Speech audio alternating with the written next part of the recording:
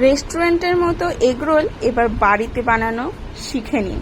মাত্র 10 মিনিটেই কিভাবে এগরোল বানানো যায় চলো এই ভিডিওতে তোমাদের শেয়ার করি।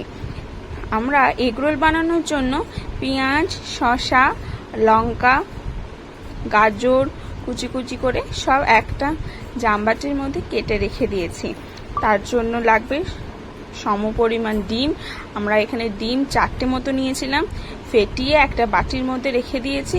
বা তোমরা যটা এগরোল খাবে তটা ডিম তোমরা নেবে।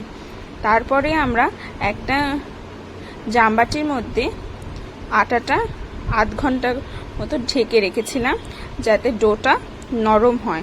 ডোটা নরম হলেও বেলতেও সুবিধা।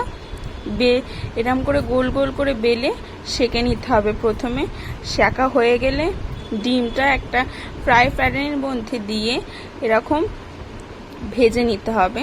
এর ওপরে মানে পুরোটা দিতে হবে, এর ওপরে পরোটার মতো ওটা দিয়ে সেঁকে নিতে হবে।